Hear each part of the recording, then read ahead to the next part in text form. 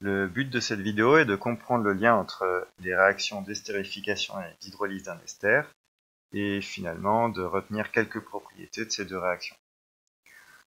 Alors tout d'abord, l'estérification et l'hydrolyse sont des noms donnés à deux réactions qui sont inverses l'une de l'autre.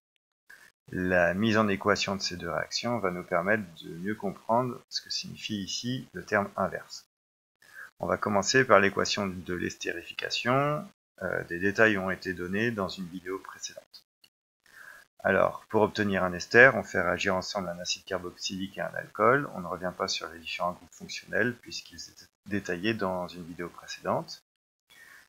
Ces deux espèces chimiques sont les réactifs, ce sont les espèces qui sont mélangées au départ pour se transformer, et elles se transforment en un ester, et il y a également formation d'une molécule d'eau. Ces deux dernières molécules sont appelées les produits, ce sont les espèces chimiques qui sont fabriquées par la réaction, qui sont produites par la réaction. Intéressons-nous maintenant à l'équation de l'hydrolyse d'un ester. Donc on part de l'ester, que l'on fait réagir avec une molécule d'eau. Ce sont cette fois-ci ces deux espèces chimiques qui sont les réactifs, et elles se transforment en l'acide carboxylique et l'alcool, correspondant à l'équation d'estérification juste au-dessus.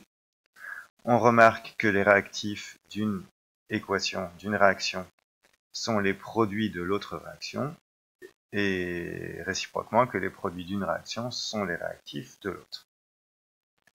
Par conséquent, ces deux réactions sont bien inverses l'une de l'autre, puisque que l'on mélange un acide carboxylique et un alcool pour obtenir un ester et de l'eau, ou que l'on mélange ce même ester et de l'eau pour obtenir l'acide carboxylique et l'alcool, ces deux réactions sont possibles. Alors, on peut essayer d'écrire ces deux réactions en une seule équation. Ici, cette équation sera écrite de la gauche vers la droite dans le sens de l'estérification et de la droite vers la gauche dans le sens de l'hydrolyse. Par conséquent, l'acide carboxylique et l'alcool sont à gauche et l'ester et l'eau sont à droite. Ces deux réactions ont lieu en même temps. On dit qu'il s'établit un équilibre entre les deux réactions. Par conséquent, on ne pourra pas former 100% d'ester à partir d'acide carboxylique et d'alcool, ou réciproquement 100% d'acide carboxylique et d'alcool à partir de l'ester.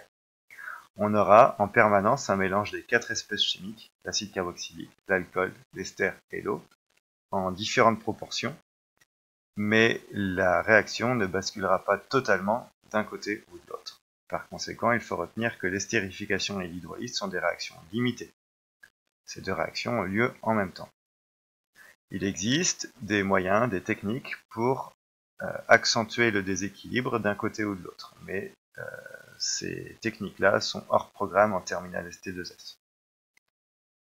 Enfin, l'estérification et l'hydrolyse sont des réactions lentes, et comme on l'a fait en travaux pratiques, on utilise dans ce cas-là un chauffage à reflux, un montage dit chauffage à reflux, pour accélérer ces deux réactions. Il existe également une vidéo sur le chauffage à reflux avec quelques détails pour le mettre en œuvre.